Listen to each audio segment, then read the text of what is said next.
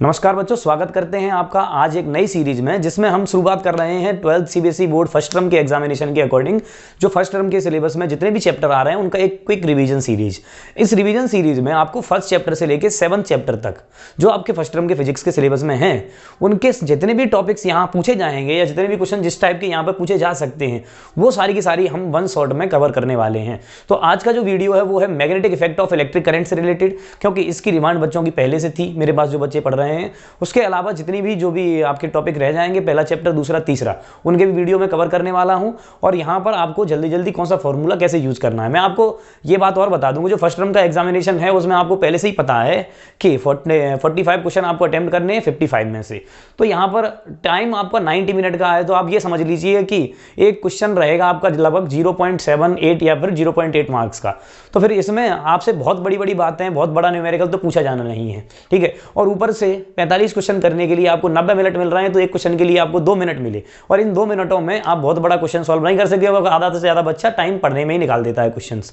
इसीलिए कंसेप्चुअल बातें आएंगी, कैसे फॉर्मूले यूज करने हैं, ये सारी बातें कर रहा हूं। तो magnetic effect of electric current chapter शुरू करने से पहले मैं आपको बात बताता हूं। सबसे पहले यहां पर ऑस्टेड एक्सपेरिमेंट कराए गए। ऑस्टेड एक्सपेरिमेंट किसी खास यूज में नहीं आते हैं। फिर उससे रिलेटेड जो बातें हैं ऑस्टेड एक्सपेरिमेंट से, उसमें आया आपका बायोट-सावर्त लॉ। बायोट-सावर्त लॉ किसके लिए यूज किया जाता है? मैग्नेटिक फील्ड के लिए। तो मैं डायरेक्ट आता हूं सीधे सीधे काम की बातों पे। मैग्नेटिक फील्ड के लिए बायोट-सावर्त लॉ यूज किया जाता है, और जिसको मैग्नेटिक फील्ड को इस साइन से रिप्रेजेंट करते हैं, इसके लिए ये लिखते हैं μ0/4 पाई IdL cross R divided by R3।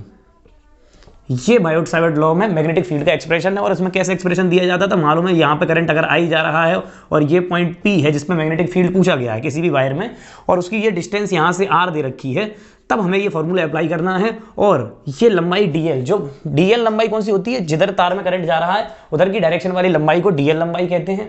और इसी के साथ ये R और DL के बीच का ये जो एंगल है इसी को थीटा कहा गया है। तो DL क्रॉस R से आपको मैग्नेटिक फील्ड की डायरेक्शन मिलती है। तो देखो DL जिधर करंट जा रहा है उधर और R इधर, तो DL क्रॉस R से मैग्नेटिक फील्ड की डायरेक्शन उस पॉइंट पे कहां मिली? पीछे मिली। इसके लिए हम एक और रूल यूज करते हैं, जैसे हम कहते हैं right hand thumb rule. Right hand thumb rule कैसे यूज करते हैं उसमें हमें आपको बताया था कि अंगूठा करंट की डायरेक्शन में रखना और उंगलियां जिधर आ रही हो उधर ही मैग्नेटिक फील्ड की डायरेक्शन होती है। जैसे मान लीजिए ये तार आपके पास दे रखा है, इसमें मैग्नेटिक फील्ड की डायरेक्शन पूछी जानी है इस जगह पर। तो देख लीजिए अंगूठा रखिए करंट की डायरेक्शन में, कौन सा अंगूठा? सीधे हाथ का अंगूठा, और उंगलियों की डायरेक्शन जिधर आएगी उधर ही मैग्नेटिक फील्ड की डायरेक्शन होती है। फिर ये बातें हो जाती है। इसमें क्वेश्चंस आपको मैं बता दूं, डायरेक्शन पर रिलेटेड भी 2-3 क्वेश्चंस आपके आ सकते हैं, इसलिए मैं इतनी जल्दी इस डायरेक्शन के बारे में बात कर रहा हूं। क्यों आ सकते हैं? क्योंकि देखिए इलेक्ट्रोमैग्नेटिक इंडक्शन वाला चैप्टर आएगा जिसमें लेंज लॉ पर डायरेक्शन के क्वेश्चन आ सकते हैं। 0.8 मार्क्स का जब ये क्वेश्चन है तो इसीलिए 2-3 क्वेश्चन आपसे डायरेक्शन पर रिलेटेड पूछे जा सकते हैं, ठीक है। तो डायरेक्शन का विशेष ध्यान होना चाहिए आपको। मैग्नेटिक फील्ड की डायरेक्शन के लिए राइट हैंड थंब रूल कैसे लगाते हैं? मान लीजिए आपके पास तार ये रखा है, करंट ऐसे जा रहा है, इस पॉइंट पर मैग्नेटिक फील्ड पूछा, बताइए किधर जाएगा? तो आप अंगूठा रखें करंट की डायरेक्शन में, मैग्नेटिक फील्ड की डायरेक्शन अंदर, तो आप अंदर के लिए ये वाला चिन्ह लगाएंगे इनवार्ड के लिए, और आउटवार्ड के लिए ये वाला चिन्ह लगाएंगे, ठीक है। तो ये बातें आपको दिमाग में रखनी है। तो यहां पर होगा मैग्नेटिक फील्ड की डायरेक्शन निकालने का पहला तरीका बायोट-सावर्त लॉ। इसका यूज नॉर्मल तरीके से कहीं नहीं होने वाला है। न्यूमेरिकल किन बातों पे बनते हैं उन बातों पे सीधे आते हैं, ठीक है। तो न्यूमेरिकल पहला बनने वाला है करंट कैरिंग सर्कुलर लूप, यानी कि करंट अगर आई जा रहा हो, रेडियस अगर R है, तो सेंटर पर मैग्नेटिक फील्ड बताइए। तो सेंटर पर मैग्नेटिक फील्ड बताने के लिए फॉर्मूला आता है μ0I/2R सर्कुलर कॉइल के लिए, ठीक है। फिर इसमें कह दिया जाए सर्कुलर कॉइल में अगर n टर्न्स हैं तो क्योंकि लेंथ पर डिपेंड, लेंथ के प्रोपोर्शनल है मैग्नेटिक फील्ड, और डायरेक्शन अंदर ही अंदर है सबकी, और एक और तार वहीं के वहीं लपेट दोगे तो भी अंदर ही अंदर डायरेक्शन रहेगी। तो इसमें कहेंगे if coil has n turns, if coil has n turns, तो मैग्नेटिक फील्ड जो हो जाएगा वो net magnetic field n times μ0I/2R हो जाएगा। ये बात आपको ध्यान रखनी है किसी कॉइल के लिए। कॉइल में भी और खास बात आती है ये कि कॉइल जरूरी नहीं है पूरी कॉइल हो सकता है सेमी सर्कुलर कॉइल हो जाए, हो सकता है क्वार्टर सर्कुलर कॉइल हो जाए। तो ऐसे भी कॉइल के डिफरेंट टाइप हो सकते हैं और मैग्नेटिक फील्ड सेंटर पर पूछा जा सकता है। तो जैसा कि आप डेरिवेशन पर ध्यान देंगे तो ये बात पता चलेगी आपको कि मैग्नेटिक फील्ड जो है वो लेंथ की प्रोपोर्शनल होने की वजह से ये पूरा का पूरा लूप था, तो उसका जो मैग्नेटिक फील्ड आया सेमी सर्कुलर के उसके लिए आधा और क्वार्टर सर्कल के लिए उससे भी आधा आता है। इसीलिए आपको किसी भी एंगल की आर्क के लिए, जैसे मान लीजिए 90 है और इसकी जो आर्क बन रही है वो 180 का एंगल बना रही है, और ये जो पूरी लंबाई है वो सेंटर के साथ 360 का एंगल बना रही है। सेंटर के साथ जितना एंगल बना रही हो तार की लंबाई, आप उसके लिए ये डायरेक्ट फॉर्मूला ध्यान रखेंगे कि मैग्नेटिक फील्ड आपको निकालना है μ0I/2R और θ/2π से, ठीक है। या थीटा की वैल्यू आप पुट करते जाएंगे, मैग्नेटिक फील्ड की वैल्यू आपको मिलती चली जाएगी। भाई साहब देख लीजिए, मान लीजिए यहाँ पर ये एंगल जो दे रखा है वो 360 है, सेंटर के साथ आपको एंगल देखना होता है जो वायर बना रहा है, तो ये 360 बना रहा है, तो यहाँ थीटा की वैल्यू 2π और से 2π कट जाएगा, तो यहाँ पे आप थीटा की वैल्यू 2π रखेंगे तो ये हो जाएगा μ0I/2R और 2π से 2π कैंसिल हो जाएगा, ठीक है, तो मैग्नेटिक फील्ड बढ़ जाएगा सेंटर पे क्या, mu naught I upon 2r, यही होता है सर्कल के लिए। अब सेमी सर्कल रख दो, तो सेमी सर्कल के लिए यहाँ पर ये एंगल कितना बना रहा है, वायर सेंटर के साथ बना रहा है पाई, तो आप यहाँ पर इसमें पाई वैल्यू रखेंगे तो ये अपने आप आ जाएगा mu naught I upon 4r। ऐसे ही करके आप वैल्यू पुट करते जाएंगे और जगह जगह पर आपको मैग्नेटिक फील्ड की वैल्यू मिलती जाएगी। जैसे मान लीजिए आपके सामने एक क्वेश्चन मैंने यहाँ दे दिया और ये एक आर्क है जिसने 60 डिग्री एंगल ऐसे बनाया है सेंटर के साथ, तो आपसे कहा इसमें मैग्नेटिक फील्ड बताइए यहाँ, तो आप क्या करेंगे, बस यहाँ पे थीटा की जगह पर 60 डिग्री एंगल के लिए π/3 पुट कर देंगे, तो mu naught I upon 2r और π/3 डिवाइडेड बाई 2π। ऐसे करके सर्कुलर आर्क के लिए, किसी भी सर्कुलर आर्क के लिए आप मैग्नेटिक फील्ड एक्सप्रेशन निकाल सकते हैं। इसमें भी कभी कभी क्वेश्चन ऐसे आ जाते हैं कि एक भाग ऐसे करके ऐसे लपेट के रख दिया, तो ऐसे ऐसे करंट गया, ऐसे ऐसे गया, यहाँ से यहाँ गया, तो आपसे कहा जाएगा एक भाग की रेडियस मान लीजिए a है, दूसरे भाग की रेडियस आप मान लीजिए b है, तो मैग्नेटिक फील्ड बताइए। एक तो मैं आपको बात बता दूं, ये जो भाग होते हैं ना ऐसे वाले स्ट्रेट भाग, और इनकी सीध पर ही जो लाइन मिल जाए, देखो तो ये आर वेक्टर और dl दोनों एक साथ जो एंगल बना रहे होते हैं वो 0 डिग्री का एंगल बना रहे होते हैं, इसलिए इनकी वजह से मैग्नेटिक फील्ड आता है 0, क्योंकि आर भी इधर ही है और dl भी इधर है, तो dl क्रॉस r में एंगल क्या हो गया 0, तो इनकी वजह से 0 आता है। तो फिर सर्कुलर आर्क दो बची, एक ये वाली सर्कुलर आर्क बची और एक ये वाली सर्कुलर आर्क बची, तो इसके लिए अंदर की तरफ होगा, इसके लिए बाहर की तरफ, तो एक बड़ी वाली रेडियस में छोटी वाली घटा देंगे और नेट मैग्नेटिक फील्ड लिख देंगे, ठीक है। और ये सीधे सीधे घटा इसलिए पा रहे हैं क्योंकि भले ही वेक्टर क्वांटिटी है मगर अपोजिट डायरेक्शन में तो सीधे से घटाई जा सकती है और सेम डायरेक्शन में तो सीधे से जोड़ी जा सकती है। तो सर्कुलर आर्क में इतने टाइप के केसेस मिल सकते हैं, आप स्क्रीनशॉट ले लीजिए। मैं अगला जो केस बना रहा हूँ वो आपके सामने वो होगा स्ट्रेट वायर का। आते हैं तुरंत, ये स्ट्रेट वायर वाला जो मान लीजिए करंट इसमें आई जा रहा है, इससे परपेंडिकुलर d दूरी पर p पॉइंट दे रखा है और उस पर मैग्नेटिक फील्ड पूछा जाए, तो आपको ये ध्यान रखना है कि ये फॉर्मूला डायरेक्ट आपके सामने लिख रहा हूं, mu naught I upon 4πd sine alpha plus sine beta, ऐसे।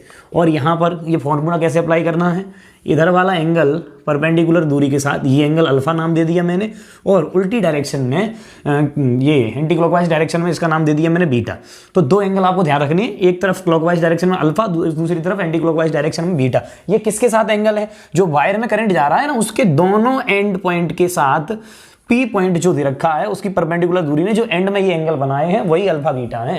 अब जैसे ये वायर अनंत को होता जाता है तो ये अल्फा और बीटा दोनों बढ़ते चले जाते हैं, देखो ये भी बढ़ जाता है और ये भी बढ़ जाता है, तो ये बढ़ के कहां पहुंच जाता है 90। कब पहुंचेगा, जब ये अनंत लंबा तार हो, तो अल्फा और बीटा दोनों की वैल्यू 90 हो जाती है, तो ये वैल्यू 1 आ जाती है 90 पर और ये वैल्यू भी 1 आ जाती है। तो मैग्नेटिक फील्ड का डायरेक्ट फॉर्मूला आ जाता है mu naught I upon 4πd multiply 1 और 1, ऐसे करके आप इससे मल्टीप्लाई कर सकते हैं और ये आ जाएगा mu naught I upon 2πd। ये आपको ध्यान रखना है। तो ये अनंत लंबे तार के लिए हो गया, और इसमें सेमी इनफाइनाइट हो तो अल्फा हो गया 90 और बीटा हो गया 0। तो ऐसे करके ये एक्सप्रेशन आपको ध्यान रखना है। इस प्रकार के आपसे क्वेश्चन उसमें पूछे जा सकते हैं स्ट्रेट वायर में।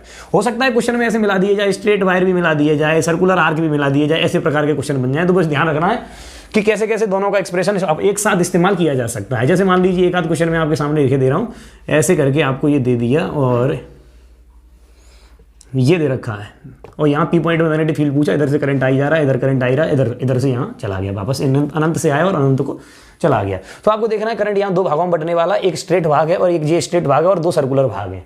एक्चुअली इसमें लंबाई ज़्यादा और इसकी लंबाई कम है, तो आपको मैं बता दूं अगर करंट आई जा रहा है, यहाँ जंक्शन पड़ता है तो इसमें करंट जाता है, उसका भाग I/4 और इसमें 3I/4, ठीक है। तो ऐसे प्रकार से इसके सर्कुलर आर्क के दो भाग को तोड़ लीजिए और एक स्ट्रेट भाग को। तो स्ट्रेट भाग यहाँ से सेमी इनफाइनाइट वाला बचा और ये वाला भाग सीध पर ही है, तो ये आर के साथ 0 एंगल बना रहा है और ऐसे करके इसको सॉल्व कर लीजिए। और भी ढेर प्रकार के क्वेश्चन बनाए जा सकते हैं। मान लो ऐसा बना दिए और ऐसे करके अनंत से आया तार और अनंत को चला गया और यहाँ पर सर्कुलर आर्क P पॉइंट पर मैग्नेटिक फील्ड पूछा है, तो आप ध्यान रख लीजिए कि ये करंट ऐसे जा रहा है, तो एक तो मैग्नेटिक फील्ड सर्कुलर आर्क के लिए बाहर निकाल लेंगे और एक स्ट्रेट वायर के लिए भी बाहर निकाल लेंगे। तो स्ट्रेट वायर और सर्कुलर आर्क दोनों मैग्नेटिक फील्ड बाहर ही बना रहे हैं, तो नेट मैग्नेटिक फील्ड को जोड़ देंगे। और जोड़ने के लिए मुझे पता है अगर रेडियस आर है तो mu naught I upon 2r, ये भी बाहर की तरफ है, प्लस इसमें और जोड़ दूंगा mu naught I upon 2πd, ये भी बाहर की तरफ है। डायरेक्ट ऐसे जोड़ के लिख सकते हैं, इसमें ज़्यादा समय लगाने की कोई आवश्यकता नहीं है। तो दोनों चीज़ें मिला सकते हैं, सर्कल मिला दें और स्ट्रेट वायर मिला दें। तो आपके पास दो ही एक्सप्रेशन होते हैं मैग्नेटिक फील्ड निकालने के लिए, एक सर्कुलर आर्क और एक स्ट्रेट वायर। दूसरा और होता है करंट कैरिंग कॉइल होती है, करंट कैरिंग कॉइल से एक्सिस पर मैग्नेटिक फील्ड पूछा जाता है जिसकी रेडियस आर होती है, जिसमें करंट आई जा रहा होता है। तो मैग्नेटिक फील्ड का डायरेक्ट फॉर्मूला ध्यान रखेंगे, म्यू नॉट आई r² upon 2r² plus x² की पावर 3/2। अगर इसमें n टर्म्स दे रखी हो तो n का मल्टीप्लाई कर देंगे क्योंकि सारे की डायरेक्शन सेम ही रहती है, ठीक है। और ये एक्सप्रेशन ध्यान रखना है आपको मैग्नेटिक फील्ड का सर्कुलर कॉइल के लिए। ऐसा मैग्नेटिक फील्ड का एक्सप्रेशन जो आपको बताया जा रहा है, ऐसा इलेक्ट्रिक फील्ड का एक्सप्रेशन आपको इलेक्ट्रोस्टैटिक्स में और बताया जाता है, जिसमें kqx upon r² plus x² की पावर 3/2 ये वैल्यू और आती है। तो ये आपको दिमाग में रखनी है बातें करंट कैरिंग कॉइल के लिए। करंट कैरिंग कॉइल पे भी ढेर सारे क्वेश्चंस बन जाते हैं, ऐसे बन जाते हैं। एक कॉइल ऐसे रखी है और एक कॉइल ऐसे रखी है, बताइए नेट मैग्नेटिक फील्ड इस पॉइंट पे क्या होगा। तो आप क्या करेंगे, इसकी मैग्नेटिक फील्ड निकालेंगे और इसकी मैग्नेटिक फील्ड निकालेंगे, एक्स दूरी पर ही, और दोनों का रिजल्टेंट निकाल देंगे तो मैग्नेटिक फील्ड मिल जाए। एक आध क्वेश्चन ऐसे भी आ चुके हैं, देखिए तो 2 कॉइल रखी है, एक ऐसे रखी एक ऐसे रखी, इसमें भी क्या है कि एक का डायरेक्शन इधर हो जाएगी, एक डायरेक्शन इधर हो जाएगी और नेट रिजल्टेंट निकाल देना है। बस डायरेक्शन का ध्यान रखना है और डायरेक्ट कर सकते हैं आप सॉल्व, तो इसमें ज़्यादा समय लगाने की आवश्यकता नहीं पड़ेगी। तो मैग्नेटिक फील्ड के लिए ये तरीके हो जाते हैं आपके पास। इनमें से ये वाले तरीके जो है मैग्नेटिक फील्ड के, ये थोड़े से लंबे पड़ते हैं, इसीलिए एक नियम सिखाया जाता है जिसे एम्पियर सर्किटल लॉ कहते हैं। क्या कहते हैं भाई साहब, ACL यानी ampere circuital law. Ampere circuital law कैसे अप्लाई करते हैं, इसमें आपको पता है जी, बिल्कुल गॉस लॉ के मौसी का लड़का होता है, ऐसे समझ लीजिए आप। और इसकी वैल्यू आती है B.dl = μ0 I, ठीक है। जैसे वहां पर वो होता है E.d बराबर Q/ε0, वैसे ये होता है B.dl = μ0 I, ठीक। तो इसमें जो I है वो है करंट, जो भी आप कोई भी एक लूप कंसीडर कर रहे हैं उसमें कितने तार अंदर और बाहर की तरफ जा रहे हैं, उनमें आने वाला करंट को I कहते हैं, और इससे मैग्नेटिक फील्ड का ये एक्सप्रेशन आपको निकालना होता है, ठीक है। इसमें क्या क्या चीज़ें, क्या क्या नियम ध्यान में रखने होते हैं, उन पर बातें बता रहा हूँ। पहले ये मैग्नेटिक फील्ड के और एक्सप्रेशन जो आपके सामने लिख दिए उनको लिख लीजिए। हाँ, तो वही रफ्तार तेज रखते हैं और एम्पियर सर्किटल लॉ पर आते हैं। एम्पियर सर्किटल लॉ लगाने के लिए मैंने आपको बताया था कि मान लो स्ट्रेट वायर में करंट मैग्नेटिक फील्ड निकालने के लिए, ये एक्सप्रेशन बनाने के लिए आपको एम्पियर सर्किटल लॉ लगाना है। तो आप ये ध्यान रखने वाले हैं B.dl = μ0 I, ये एक्सप्रेशन आपको अप्लाई करना है, जिसमें ये जो क्लोज्ड इंटीग्रेशन बता रहा है, लीनियर क्लोज्ड इंटीग्रेशन, ये क्लोज इंटीग्रेशन लगाइए, यानी लीनियर इंटीग्रेशन ये बता रहा है कि जो टोटल लंबाई है उसका सम करना है आपको इंटीग्रेशन लगा करके, और ये आई इन जो भी आपने लूप माना हुआ है उसमें कितना करंट जा रहा है ये आपको आई इन से पता लगा। मान लीजिए आपने कोई ऐसा लूप माना हुआ है, इसमें एक करंट 5 एम्पियर बाहर की ओर है और ये 2 एम्पियर अंदर की ओर है और ये 3 एम्पियर बाहर की ओर है, तो आप मान के चलेंगे आई इन की वैल्यू जो हो जाएगी यहाँ पर, तो कुल मिलाकर हो जाएगी 8 एम्पियर बाहर की ओर हो गया, 2 एम्पियर अंदर की ओर हो गया, यानी 6 एम्पियर करंट हो गया आपका, ठीक है। तो और किधर की तरफ हो गया, बाहर की ओर। तो आई इन ऐसे लिखना है, जो लूप के बाहर वाला करंट है उसे कंसीडर नहीं करते आई इन लिखते समय सिर्फ कौन सा करंट कंसीडर करते हैं, वो लूप के जो अंदर वाला है। वैसे ही लूप के बाहर वाला चार्ज कंसीडर नहीं करते क्यू इन लिखते समय, लूप के अंदर वाला चार्ज कंसीडर करते हैं। पर मैग्नेटिक फील्ड का एक्सप्रेशन लिखते समय करंट अंदर वाला और बाहर वाला दोनों वाला ही लेते हैं, पर अभी तुम्हें उसकी ज़्यादा जरूरत नहीं पड़ने वाली। इसके अलावा इसमें ये ध्यान रखना होता है ये लूप की डायरेक्शन कैसे लें। लूप हमेशा ऐसा लीजिए जो मैग्नेटिक फील्ड के साथ या तो एंगल थीटा की वैल्यू जो 0 डिग्री एंगल बनाए, या फिर 90 डिग्री एंगल बनाए, 180 डिग्री एंगल बनाए, ऐसे एंगल बनाए, यानी कि सिमेट्रिक एंगल बनाए, जिससे जैसे मान लो ये करंट कैरिंग वायर है, इसमें आपने जो लूप लिया होता है वो सर्कुलर आर्क के ये लिया होता है ऐसे। ऐसा क्यों? क्योंकि मैग्नेटिक फील्ड की डायरेक्शन भी इसी डायरेक्शन में होती है और लेंथ भी इसी डायरेक्शन में होती है। तो आपका ऐसा लूप कंसिडर करना है जिसमें एल और मैग्नेटिक फील्ड के बीच एंगल जनरली ऐसा रहे। हाँ, ऐसा रहेगा तो आसान हो जाएगा। ऐसा नहीं है कि भाई साहब ऐसा अगर एंगल नहीं लिया तो सॉल्व नहीं हो सकता। सॉल्व आसानी से करने के लिए ये बात हो रही है, ठीक है। बस इतनी बात ध्यान रखनी है एम्पियर सर्किटल लॉ के बारे में। और एम्पियर सर्किटल लॉ किस किस में अप्लाई हुआ? इनफाइनाइटली लॉन्ग स्ट्रेट वायर के लिए। पहला एप्लीकेशन क्या था इसमें? Infinitely long straight wire. मैं डेरिवेशन नहीं करा रहा हूँ, थोड़ी देर की लिए बात है, आप समझते चलिए। मैग्नेटिक फील्ड का ये एक्सप्रेशन जो आया है μ0I/2πd आया है, अगर आपने ये डिस्टेंस d मानी हुई है तो, ठीक। और दूसरा, अब इसमें एक और आता था बी केस, थिक वायर। कौन सा केस आता है इसमें? थिक वायर वाला और आता है। थिक वायर वाले में आपको एक्सप्रेशन जो लेना होता है, आप ये ध्यान रखिए, थिक वायर 2 प्रकार के होते हैं। एक आप मान लीजिए हॉलो और एक मान लीजिए आप सॉलिड, ठीक है। तो इन दोनों वायर में आपको क्या ध्यान रखना, जो थिक वायर जो हॉलो है उसमें करंट अंदर तो नहीं बन सकता, कहाँ? सरफेस पे है सिर्फ। तो इसके लिए 3 एक्सप्रेशन होते हैं, एक आर कहाँ? इनसाइड, और एक सरफेस पर, और एक आउटसाइड। इन 3 केसेस में कहाँ कहाँ मैग्नेटिक फील्ड बन सकता है ये आपको पता लगाना होता है। तो इस वाले इनसाइड वाले केस में आप ये कहेंगे आर जो है, छोटा वाला R, that is less than बड़ा आर। बड़ा आर क्या है? रेडियस है, छोटा आर डिस्टेंस है जिस जगह पे मैग्नेटिक फील्ड पूछा जा रहा है, ठीक है। ये ध्यान में रखना है। और इसके अलावा सरफेस जो है, सरफेस में मतलब बड़ा आर और छोटा आर दोनों लगभग बराबर हैं। और आउटसाइड जो है, बड़ा आर बड़ा है, छोटा आर, देखो छोटा आर बड़ा है बड़े आर से, यानी कि जो डिस्टेंस है वो बाहर ले ली गई है। तो ये वाला केस आएगा तो उसमें इनसाइड करंट 0 है तो मैग्नेटिक फील्ड की वैल्यू भी 0 हो जाएगी, क्योंकि आई इन की वैल्यू 0 होगी, इंप्लाइज बी की वैल्यू भी 0 हो जाएगी। सरफेस पर मैग्नेटिक फील्ड आ जाएगा डायरेक्ट। सरफेस का मतलब होता है, समझ लीजिए जस्ट बाहर, थोड़ा सा पॉलिश करके देख लीजिए, इतना बाहर। तो आप ये ध्यान रखेंगे, जो जस्ट बाहर आप मैग्नेटिक फील्ड निकालेंगे तो मैग्नेटिक फील्ड आ जाएगा थिक हॉलो वायर के लिए भी μ0I/2πr ऐसे करके, ठीक है।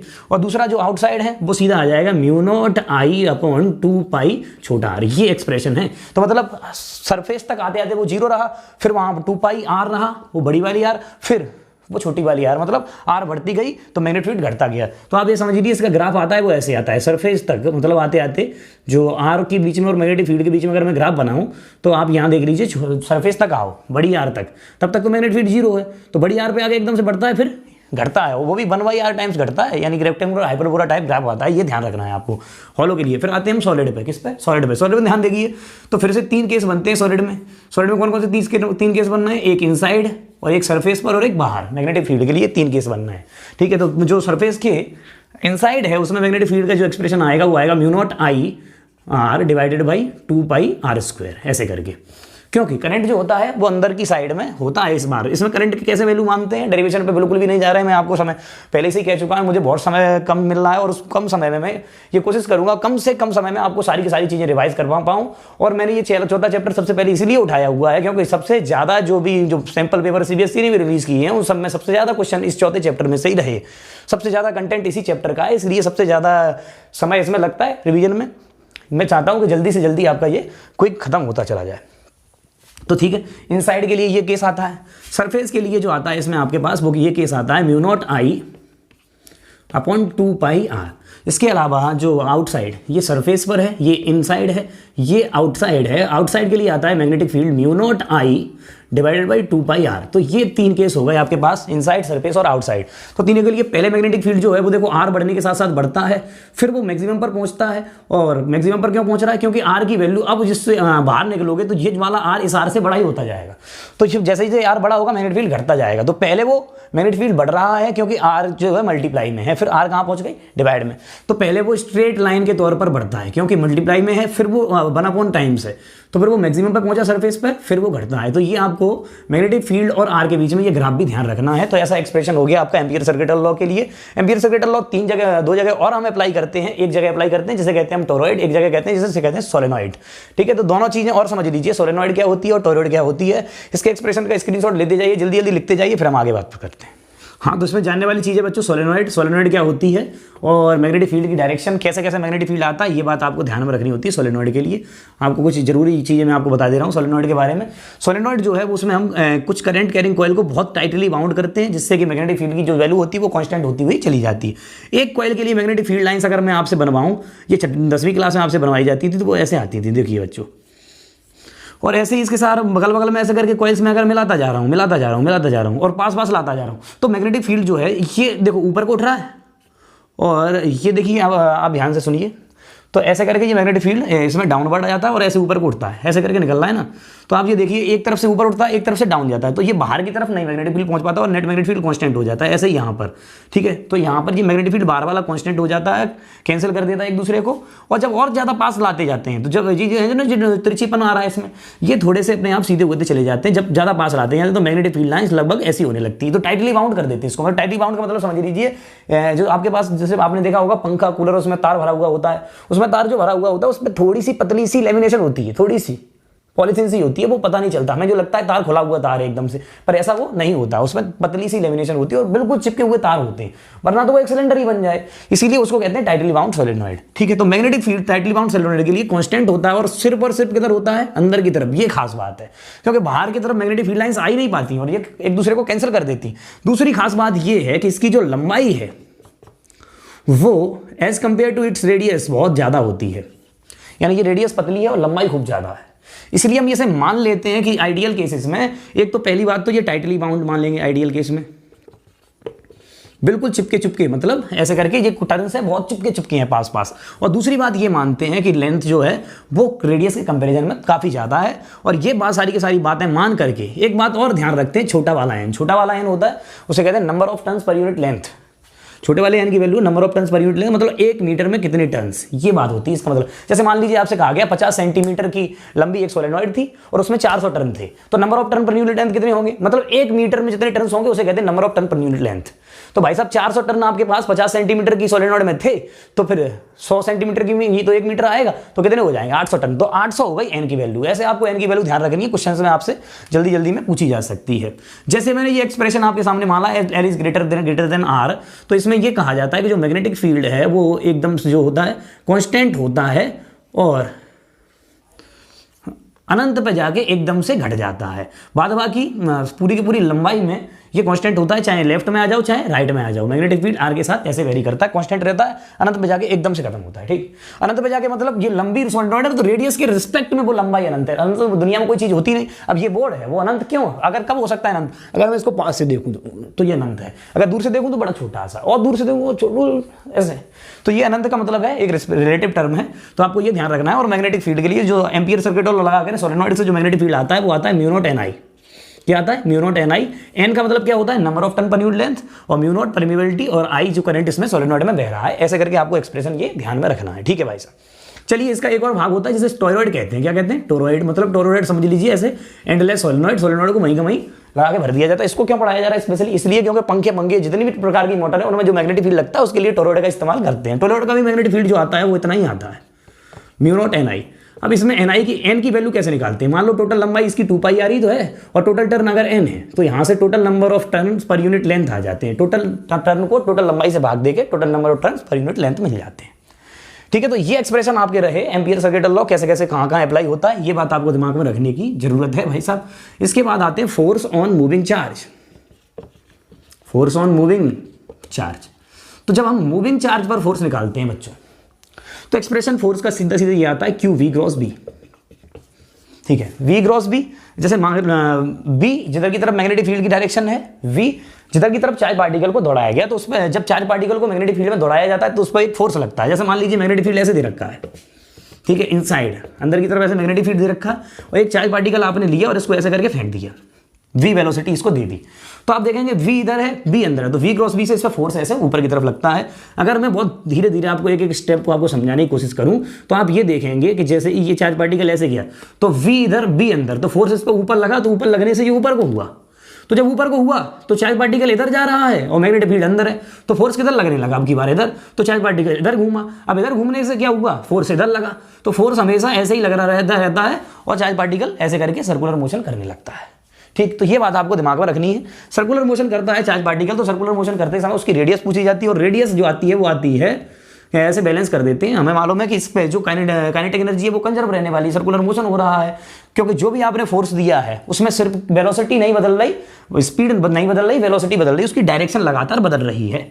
तो जब ऐसा होता है तो सर्कुलर मोशन ही हो पाता है। और सर्कुलर मोशन की रेडियस हम कैसे निकाल लेते हैं, सेंट्रीफ्यूगल फोर्स आ रहा है ना mv²/r, उसको बराबर कर देते हैं QVB sin थीटा, और sin थीटा की वैल्यू 1 है क्योंकि परपेंडिकुलर प्रोजेक्ट किया गया है। ठीक है, तो V से एक V कट जाता है, और रेडियस जो आ जाती है जिस सर्कल में ये मोशन कर रहा है चार्ज पार्टिकल, उसकी रेडियस आ जाती है mv/qb।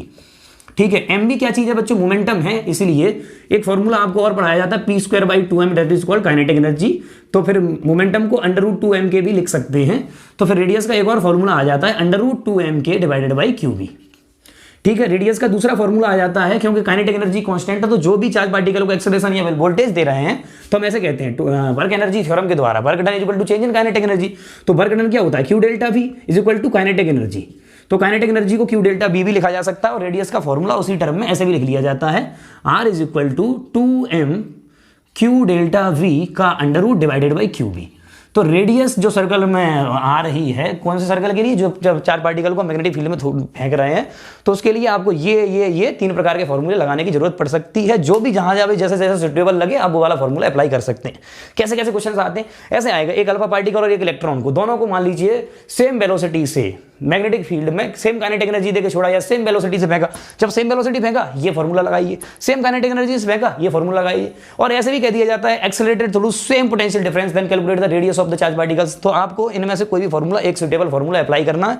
अब एक फॉर्मूला ध्यान हो, बाद बाकी ये बातें ध्यान हो तो दूसरे फॉर्मूले तक पहुंचा जा सकता है, लेकिन समय आपके पास इतना नहीं होगा, इसलिए बताया जा रहा है आप इनमें से ये तीनों के तीनों फॉर्मूले जल्दी जल्दी में याद रख लीजिए। ठीक है, तो ये हो गया आपका केस जब चार्ज पार्टिकल को मैग्नेटिक फील्ड में परपेंडिकुलर फेंका जा रहा है। इसके अलावा इसमें एक चीज और होती है, जब सर्कुलर मोशन कर रहा होता है उसका टाइम पीरियड और पूछा जाता है। तो टाइम पीरियड की वैल्यू कहां से आएगी, 2πr/v, total distance upon total speed, और जिसकी वैल्यू जो आ जाती है वो आ जाती है बच्चों 2πm divided by QB, that is independent on velocity. मतलब ये बताना चाह रहा हूं कि चार्ज पार्टिकल को अगर कितनी भी स्पीड से फेंक दो पर टाइम पीरियड सेम रहेगा, क्योंकि जब ज्यादा स्पीड से फेंक दोगे तो रेडियस बड़ी हो जाएगी, क्योंकि रेडियस जो है वो प्रोपोर्शनल है किसके, वेलोसिटी के। देखो R इक्वल टू mv/qb, तो चार्ज पार्टिकल की वेलोसिटी ज्यादा हो जाएगी तो चार्ज पार्टिकल लंबा चक्कर लगा के आएगा, अगर आप थोड़ी स्पीड दोगे तो छोटा सा चक्कर लगाएगा। कुल मिलाकर के चार्ज पार्टिकल की जो टाइम रहने वाला है चक्कर में वो सेम रहने वाला है। ये बात आपको यहाँ दिमाग में रखने की जरूरत है।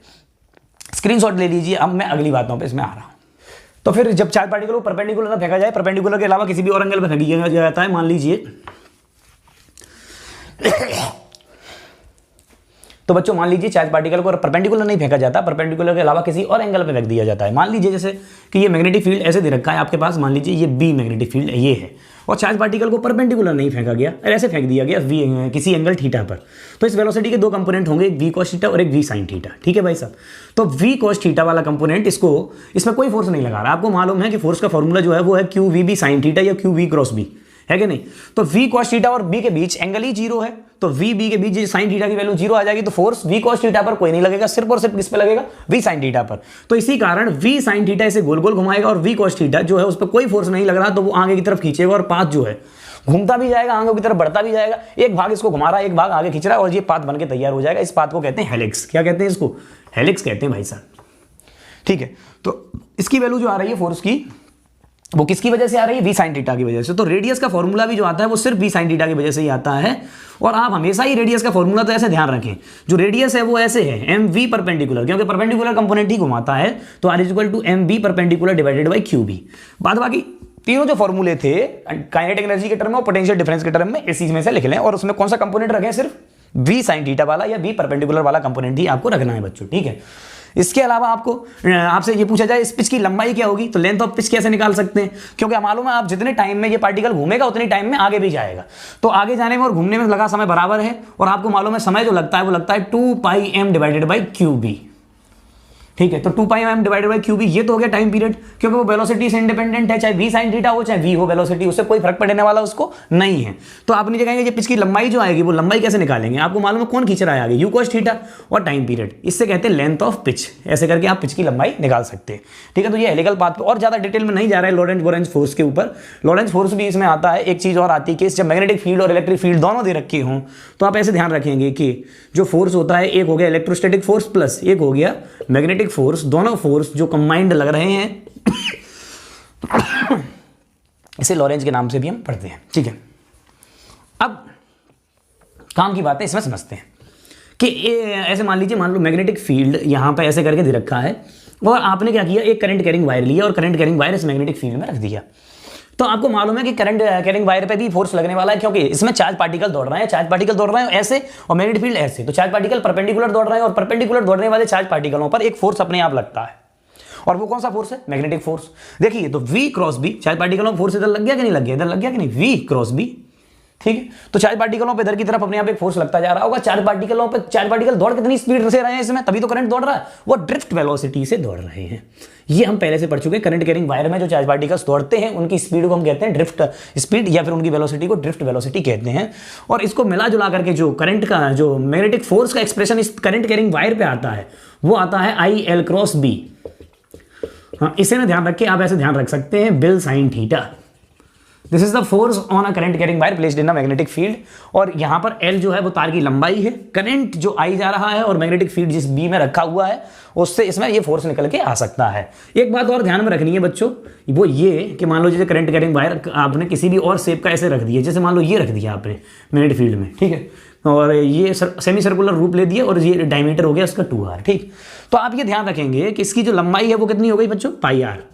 तो मैग्नेटिक फील्ड का फोर्स का जो फॉर्मूला है आप ऐसे नहीं लिखने पाएंगे, BI L की जगह पे आप लिखते हैं πr साइन थीटा, तो आपको मालूम ही है L इधर है और मैग्नेटिक फील्ड इधर है, तो साइन थीटा की वैल्यू आप बंद कर दें और ये फोर्स का फॉर्मूला आप जो निकाल के रख दें वो ये कर दें। नहीं, ऐसा आपको नहीं करना है, क्योंकि जो L लंबाई है वो है इन टर्मिनल्स के बीच की लंबाई। यानी आप ऐसे समझ लीजिए, इस वाले फोर्स वाले फॉर्मूले में जो L है वो A पॉइंट से लेके B पॉइंट तक के बीच का डिस्प्लेसमेंट है। ऐसा मैं क्यों कह रहा हूं, देखिए फोर्स की डायरेक्शन देखिए, ऐसे डायरेक्शन आ रही है फोर्स की, यहाँ ऊपर, यहाँ ऐसे, यहाँ ऐसे, यहाँ ऐसे, यहाँ ऐसे, इस प्रकार से फोर्स की डायरेक्शन है आपके पास। ठीक है, तो आप यहां ध्यान दीजिए कि इनके जो हॉरिजॉन्टल कंपोनेंट है फोर्स के, ये वाला देखो, कोई भी हिस्सा देख लो, इसमें वर्टिकल वाले जुड़ रहे हैं और हॉरिजॉन्टल वाले अपोजिट हैं, ये एक दूसरे को कैंसिल कर देंगे और वर्टिकल वाले जुड़ेंगे, तो सिर्फ इसका जो प्रभाव पड़ेगा वो इतना ही वाला पड़ने वाला है। तो इसीलिए इस फोर्स का जो फॉर्मूला आएगा वो आएगा BI × 2r, यानी कि आपको दो पॉइंट के बीच में इफेक्टिव लेंथ लेनी है जब भी ये वाला फॉर्मूला अप्लाई करना है। ये आपको अभी से लेके एंड तक दिमाग में रख के चलना है, ठीक है। जैसे मान लीजिए कोई भी और शेप का नागिन बना दिया तुमने तार, तो आपको ये पूरे के पूरे तार की लंबाई नहीं लेनी, इस पॉइंट से लेके इस पॉइंट के बीच की तार की लंबाई लेनी है और BIL में वही रखना है, तभी आपको मैग्नेटिक फोर्स मिल पाएगा। ठीक है, ये इतनी बात हो जाती। इसके बाद हमने कहा कि दो पैरेलल वायर हैं जो इनफाइनाइटली लॉन्ग हैं, ऐसे करके ये और ये अनंत तक गए हैं दोनों वायर्स, और आपसे कहा गया बताइए कि इनके बीच में मैग्नेटिक फोर्स क्या होने वाला है। तो एक्चुअली मैग्नेटिक फोर्स क्यों नहीं निकाल सकते प्रॉपर, क्योंकि BIL में L दोनों के इनफाइनाइट है, क्योंकि ये भी अनंत लंबा तार है और ये भी अनंत लंबा तार है। मान लो ये D दूरी पे ही रखे हुए थे, तो अनंत लंबे तार हैं, तो आप डायरेक्टली L की मल्टीप्लाई करते समय जो फोर्स है उसमें BIL लिख रहे हो ना, तो L की वैल्यू इनफाइनाइट है, तो जब L इनफाइनाइट है तो फोर्स इनफाइनाइट है सीधे सीधे। इसीलिए इसमें फोर्स नहीं डिफाइन कर पाते, इसीलिए हम निकालते हैं फोर्स पर यूनिट लेंथ, जो आता है सीधा सीधा B और I के बराबर। अब देख लीजिए, ये वाला तार इस पे फोर्स लगाता है, ये वाला तार इस पे, क्यों? क्योंकि ये वाला तार उस वाले, ये मान लो 1 वायर है और ये 2 वायर है, तो 1 वाला वायर 2 वाले वायर के लिए मैग्नेटिक फील्ड अंदर बना रहा है, और 2 वाला वायर इसमें करंट जा रहा है, तो current carrying wire magnetic field में रख गया। ऐसे ही 2 वाला वायर 1 वाले के लिए मैग्नेटिक फील्ड बाहर बना रहा है, तो इसी तरीके से 2 वाले वायर के लिए 1 वाला वायर मैग्नेटिक फील्ड में रख गया। तो ये दोनों अगर वायर मैग्नेटिक फील्ड में रखे एक दूसरे के में, तो एक दूसरे पर फोर्स भी लगा रहे होंगे। देख लीजिए किस डायरेक्शन में लगा रहे हैं, आप देखेंगे 2 वाला 1 वायर के लिए 1 वाले वायर के लिए मैग्नेटिक फील्ड बाहर बना रहा है, और L क्रॉस B करते हैं, तो L ऊपर और मैग्नेटिक फील्ड बाहर, तो जो फोर्स लगने वाला है 1 वाले पर 2 के कारण, तो फोर्स ऑन 1 ड्यू टू 2 वो उधर की तरफ है। ऐसे ही अगर आप देखें तो इसमें मैग्नेटिक फील्ड की डायरेक्शन 2 के लिए किधर है, अंदर, और लंबाई ऊपर है, तो L क्रॉस B से फोर्स इधर लगने वाला है, यानी कि ये दोनों एक दूसरे पर फोर्स ऑन 2 ड्यू टू 1 एक दूसरे पर कैसा फोर्स लगाते हैं, अट्रैक्टिव नेचर का लगाते हैं। आपने देखे बड़ी बड़ी लाइन होती है, उसमें ऐसे करके सॉकेट से लगा देते हैं, जिससे दोनों तार आपस में आगे चिपक न जाए। बहुत बड़ी बड़ी लाइन जा रही होंगी, उनमें आपस में ऐसे रेक्टेंगल से लगे होते हैं, हर जगह थोड़ी थोड़ी दूरी पे लगा दिए जाते हैं। ऐसे इसीलिए लगाए जाते हैं क्योंकि इनके बीच में जो है फोर्स लग रहा होता है। और फोर्स होता कितना, एक ने मैग्नेटिक फील्ड बनाया, तो अनंत लंबाई का तार मैग्नेटिक फील्ड कितना बनाता है, mu not I1 upon 2 pi d, एक की वजह से दूसरे पे निकालना है, और दूसरे में करंट I2, यही तो फोर्स पर यूनिट लेंथ है। इतना ही वो बनाएगा, उतना ये बनाएगा, तो ये फोर्स पर यूनिट लेंथ आप जैसे भी ध्यान रख सकते हैं, एक्शन रिएक्शन पेयर है, दोनों बराबर बराबर लगाने वाले, उतना का उतना ही लगाते हैं फोर्स पर यूनिट लेंथ, यानी कि 1 मीटर लंबाई में इतना फोर्स लगाएंगे। इससे एक बेसिक डेफिनेशन और बन के तैयार होती है 1 एम्पियर करंट की। 1 एम्पियर करंट की डेफिनेशन क्या है, जब इसकी वैल्यू, ये D की वैल्यू 1 मीटर लिख दो, आप D की वैल्यू क्या लिख दो, 1 मीटर, और फोर्स पर यूनिट लेंथ की वैल्यू लिख दो म्यू नॉट अपॉन 2 पाई, तो ये म्यू नॉट अपॉन 2 पाई से ये कटे जाएंगे, तो I1 I2 की वैल्यू क्या बचेगी, 1। तो डेफिनेशन ऐसे दी जाती है, पहले जो SI टर्म में डेफिनेशन लिखी गई वो ऐसे लिखी गई है, दो अनंत लंबाई के तार, 2 infinitely long wire were placed at 1 metre separation, then force between them is 2 multiply 10 to the power -7 newton प्रति मीटर एम्पियर, जो भी यूनिट है ध्यान रख लें।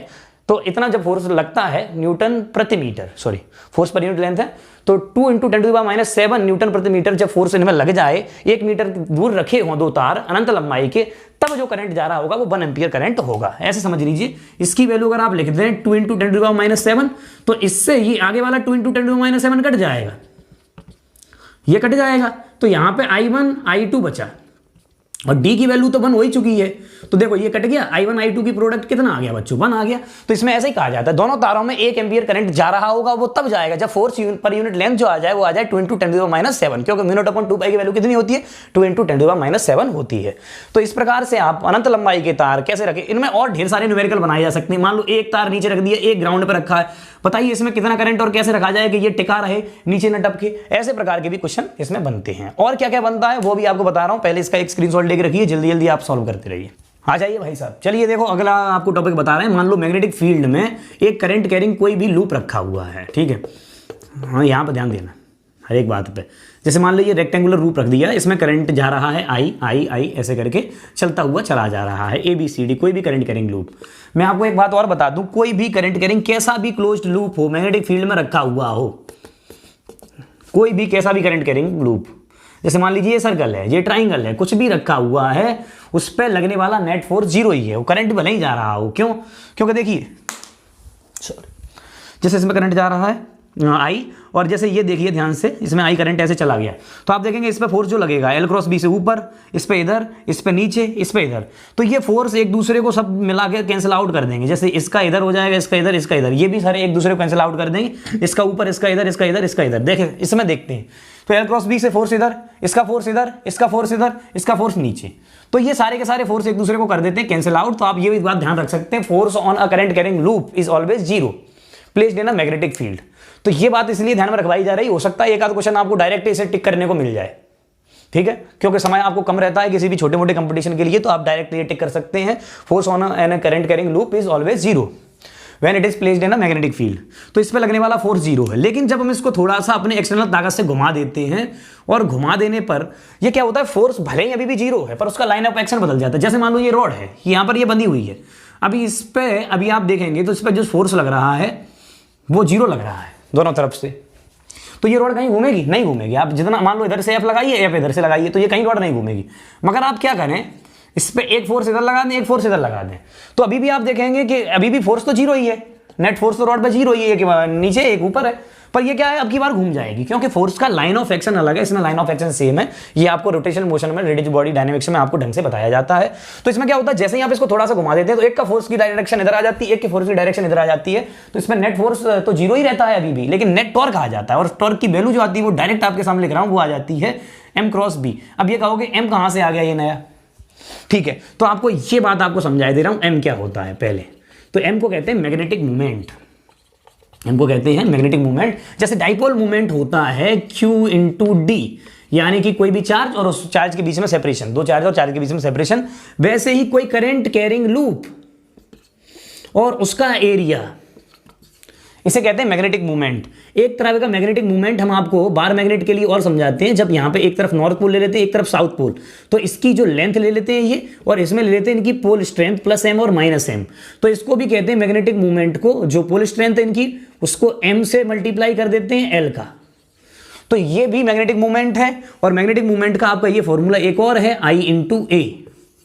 आई जो है, उसको किसी भी लूप में जो करंट जा रहा है उसका करंट को आई कहते हैं, और लूप के एरिया से उसे मल्टीप्लाई कर देते हैं, और ये बन के तैयार हो जाता है मैग्नेटिक मूवमेंट। तो इसकी यूनिट क्या हो जाएगी, एम्पियर मीटर स्क्वायर।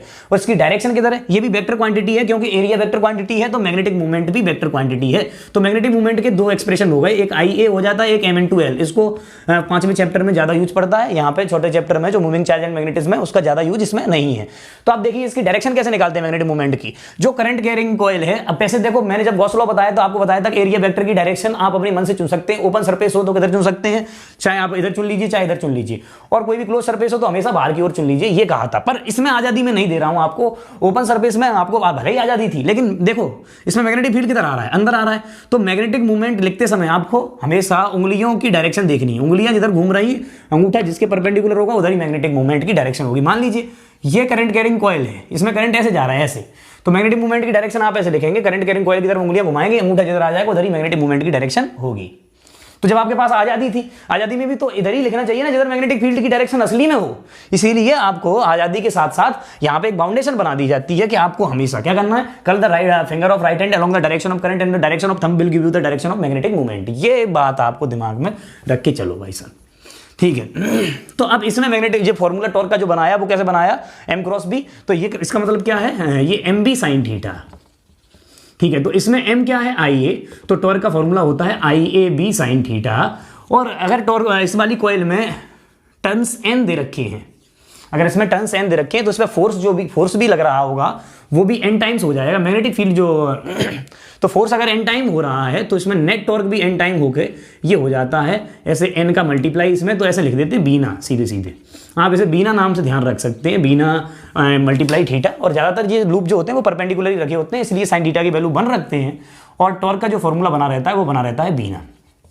तो ये टॉर्क किस पे आया बच्चों, कोई भी करंट कैरिंग लूप को अगर मैग्नेटिक फील्ड में रख दिया जाए तो उस पे ये टॉर्क लगता है, जिसमें n क्या है, टोटल टर्न्स है, एरिया ऑफ लूप, और I करंट है, और B मैग्नेटिक फील्ड है। इसमें क्वेश्चन कैसे बनते हैं, क्वेश्चन ऐसे बनते हैं, मान लो मैग्नेटिक फील्ड ऐसे दे रखा है, वही क्वेश्चन ज्यादा बड़े में कोई जेई एडवांस वाले इसमें क्वेश्चन नहीं बता रहा हूँ, ऐसे आपको बता रहा हूँ छोटे छोटे क्वेश्चन। मान लो मैग्नेटिक फील्ड ऐसे दे रखा है 1 टेस्ला, और कोई भी लूप है जिसकी रेडियस है 2 मीटर, वो मैग्नेटिक फील्ड के साथ 60 डिग्री का एंगल बना रही है, बताइए क्या होगा, जो टॉर्क क्या लग रहा होगा इस पे।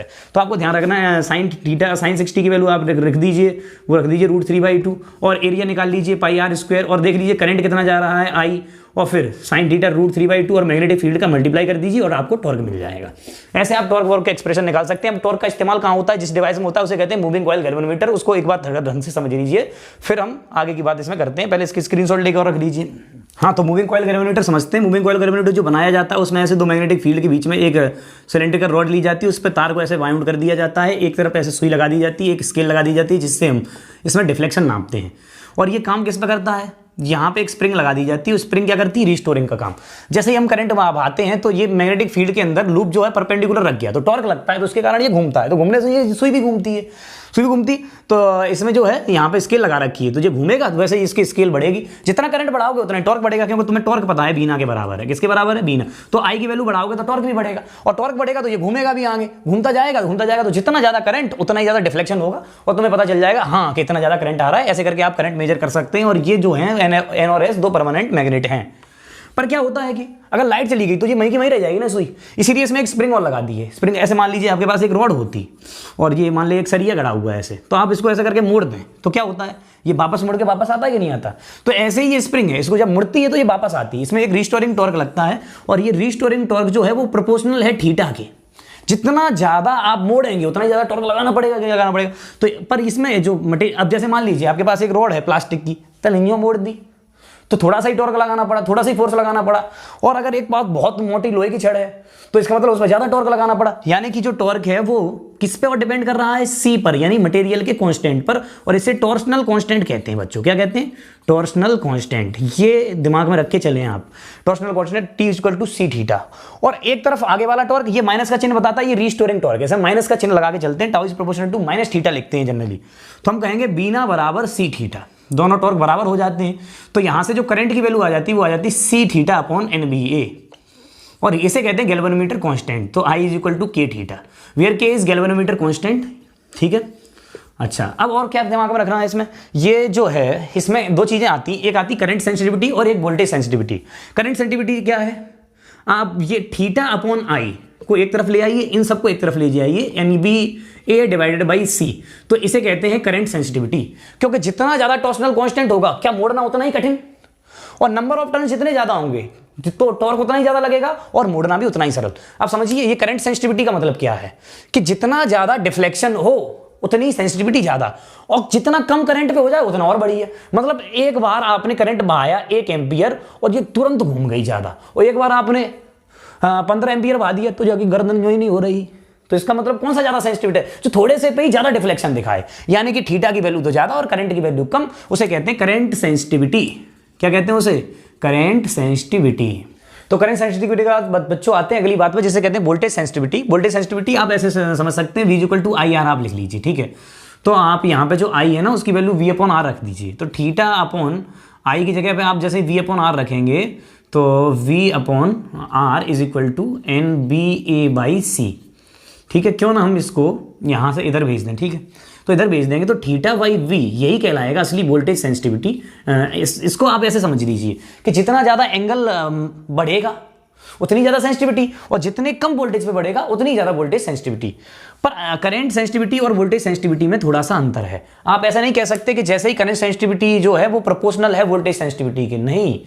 या और ये भी ध्यान में रखना है कि जैसे ही नंबर ऑफ टर्न्स बढ़ाए जाएं तो आपको मालूम है करंट सेंसिटिविटी बढ़ेगी, पर इसमें ये कॉन्ट्रडिक्शन है कि जैसे ही नंबर ऑफ टर्न्स बढ़ाएंगे करंट सेंसिटिविटी बढ़ेगी, पर यह जरूरी नहीं कि वोल्टेज सेंसिटिविटी भी बढ़े, क्योंकि जैसे ही नंबर ऑफ टर्न्स बढ़ेंगे तो लंबाई बढ़ने के साथ साथ रेजिस्टेंस भी बढ़ेगा, तो रेजिस्टेंस बढ़ने से वोल्टेज सेंसिटिविटी घट सकती है। तो आपको ये दोनों बातें दिमाग में रख के चलनी है कि करंट सेंसिटिविटी और वोल्टेज सेंसिटिविटी में कि नंबर ऑफ टर्न बढ़ाने से करंट सेंसिटिविटी तो बढ़ सकती है, लेकिन जरूरी नहीं कि वोल्टेज सेंसिटिविटी भी बढ़ पाए। अब इस गैल्वेनोमीटर का यूज हम दो जगह करते हैं। कैसे करते हैं, गैल्वेनोमीटर से जो आपके पास जो डिवाइस बन के तैयार होती है, ध्यान दे देना, ये बात पे ध्यान दीजिएगा बच्चों, ये आपने गैल्वेनोमीटर लगा दिया किसी भी सर्किट में और करंट मेजर कर रहे हैं। अब क्या होगा कि सीरीज में लगा हुआ है, तो सीरीज में लगा हुआ है तो रेजिस्टेंस ज्यादा है तो एनर्जी का लॉस ज्यादा करेगा। तो मैं क्या चाहूंगा कि गैल्वेनोमीटर का जो रेजिस्टेंस कम हो। अब जैसे मान लीजिए आपके पास एक 100 ओम का रेजिस्टेंस है, उसके साथ एक पैरेलल में आप 1 ओम का रेजिस्टेंस लगा के देखिए तो क्या होगा, इक्विवेलेंट रेजिस्टेंस 1 ओम से भी कम हो जाएगा। देखो 1/100 प्लस 1/1, यानी कि जो एलसीएम आया 100 1 प्लस 100, जो आर इक्विवेलेंट की वैल्यू आ गई वो 100 अपॉन 1/1 जी आ गई, तो इसको 0.9 के समथिंग कहेंगे। तो एक्चुअली जब हम किसी भी हाई रेजिस्टेंस के साथ एक लो रेजिस्टेंस जब पैरेलल में लगाते हैं तो इक्विवेलेंट रेजिस्टेंस घट जाता है। अब इक्विवेलेंट रेजिस्टेंस घट जाता है, इसका यूज हम गैल्वेनोमीटर के लिए करते हैं। तो हम गैल्वेनोमीटर के साथ एक पैरेलल में शंट लगा देते हैं, और शंट लगाने से जो इक्विवेलेंट रेजिस्टेंस होती है वो घट जाती है, और इससे करंट जो मेजर करने की क्षमता है वो बढ़ जाती है। और इसको कहते हैं हम conversion of galvanometer into ammeter. जब गैल्वेनोमीटर के साथ पैरेलल में एक छोटा रेजिस्टेंस लगा दिया जाए शंट, तो इसकी जो सेंसिटिविटी है वो बढ़ जाएगी, सेंसिटिविटी एक्चुअली यानी कि मेजर करने की क्षमता जो है बढ़ जाएगी, क्योंकि इक्विवेलेंट रेजिस्टेंस जो है वो घट गया है। ठीक है, तो इस शंट की जो वैल्यू आती है वो आती है डायरेक्ट, आपको ध्यान रखना है G/n-1।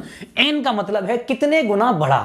जैसे मान लो पहले करंट अगर 1 मिली एम्पियर मेजर कर रहा था और अब अगर मेजर करने लगा है 1 एम्पियर, तो 1000 गुना बढ़ गया है। कितना गुना बढ़ गया? 1000 गुना। तो आपसे ऐसे क्वेश्चन दिया जाएगा, आपसे कहा जाएगा मान लो कि पहले जो गैल्वेनोमीटर था वो 2 मिली एम्पियर करंट माप पा रहा था, अब वो 2 एम्पियर माप पा रहा है, तो कितने गुना बढ़ा दिया उसने? 1000। तो आप बताइए उसमें शंट की वैल्यू क्या लगाऊं? तो पहले जो गैल्वेनोमीटर का रेजिस्टेंस, ये जी का मतलब होता है रेजिस्टेंस ऑफ गैल्वेनोमीटर। मान लो उसने कह दिया गैल्वेनोमीटर का रेजिस्टेंस है 10 ओम, तो आप कहेंगे 10 divided by 1000 minus 1 is equal to S, यानी कि इतना छोटा आप शंट लगा दीजिए। ये शंट लगा करके आप एक गैल्वेनोमीटर को एमीटर में कन्वर्ट कर सकते हैं। इसका एक तरीका और भी है, उसे और समझ लीजिए कि जब आप वोल्टमीटर लगाते हैं तो आप उसे पैरेलल में कनेक्ट करते हैं, क्योंकि वो टर्मिनल के बीच में पोटेंशियल डिफरेंस बताता है। अब टर्मिनल के बीच पोटेंशियल डिफरेंस बताएगा तो हम चाहेंगे कि इसमें से कोई करंट ना जाए, पूरा करंट सर्किट के इसी होकर चला जाए। तो इस सिचुएशन में हम क्या करते हैं बच्चों कि इस गैल्वेनोमीटर को जब वोल्टमीटर बनाते हैं तो उसमें हाई रेजिस्टेंस रखते हैं, तो इसीलिए गैल्वेनोमीटर के साथ सीरीज में एक रेजिस्टेंस लगाते हैं, हाई रेजिस्टेंस, और जब ऐसा करते हैं तो गैल्वेनोमीटर को कन्वर्ट कर लेते हैं हम बच्चों वोल्टमीटर में। ठीक है, तो ये conversion of galvanometer into voltmeter कहलाता है। इसमें भी मान लो वोल्टेज पहले VG नापे जा रहे थे, तो अब की बार जो वोल्टेज नापे जाने लगेंगे वो n टाइम्स VG नापे जाने लगेंगे। n मतलब कितने गुना वोल्टेज बढ़ गए, जैसे इसमें करंट बढ़ता है जितने गुना उतने गुना इसमें वोल्टेज बढ़ जाते हैं। और इसको भी आप ऐसे रख सकते हैं कि इसमें जो सीरीज में रेजिस्टेंस लगा रहे हैं उस रेजिस्टेंस की वैल्यू जो आती है वो आती है G टाइम्स n-1। वहां पे n-1 का डिवाइड हो रहा होता है और यहाँ n-1 का मल्टीप्लाई हो रहा होता है। ये ऐसे याद कर रख सकते हैं सबको, और ये जो रेजिस्टेंस है उसकी वैल्यू निकाल सकते हैं। जैसे मान लो गैल्वेनोमीटर का पहले रेजिस्टेंस 10 ओम था, अब की बार वो जो है उसकी सेंसिटिविटी यानी कि उसकी जो मेजर करने की क्षमता है वो 1000 गुना बढ़ गई है, तो आप कहेंगे 10 गुना 1000 माइनस 1 यानी कि 999। तो ऐसे करके 9990 का सीरीज में रेजिस्टेंस लगा दीजिए। जितना ज्यादा सीरीज में रेजिस्टेंस लगाते जाएंगे उतनी रेजिस्टेंस की वैल्यू बढ़ती जाएगी, और रेजिस्टेंस की वैल्यू बढ़ने के साथ साथ जो है यहां से कोई भी करंट पास नहीं होगा और पूरा करंट सर्किट के इसी में से पास होगा। तो इतना जो था आपके 4th चैप्टर में है, जिसमें मैंने देखो जल्दी जल्दी बताया, जो भी किया मैंने घास सी काटी है, मुझे मालूम है खुद काटी है मैंने, पर इसमें ये जानबूझ के करा गया है क्योंकि आप एकदम से क्विक रिवीजन करें, आपके जो टॉपिक्स हैं वो छूट रहे हैं उनको करते जाएं। ऐसे ही करके मैं 7वें चैप्टर में एक घास सी काटने वाला हूं। ये क्विक रिवीजन जो रहेगा उसे आपको बातें जल्दी जल्दी दिमाग में बनी रहेंगी, और एक बात जब जल्दी जल्दी पूरा सीन दिमाग में से निकलता है ना, तो आपको जो पेपर के एग्जाम के समय आप बैठे होते हैं तो सारे टॉपिक आपके छोटे से लगने लगते हैं। एकदम से जो एग्जाम की रात होती है उस दिन बच्चा अपने आप ही ज्यादा एफिशिएंसी के साथ ज्यादा पढ़ लेता है। वही बात मैं सोच के आपके लिए ये सारी की सारी वीडियो तैयार कर रहा हूं। आप कमेंट बॉक्स में जो भी गलतियां हैं वो मुझे जरूर बताते हैं, जिससे मैं अगली वीडियो में इनका सुधार करूं। तब तक के लिए धन्यवाद, नमस्कार।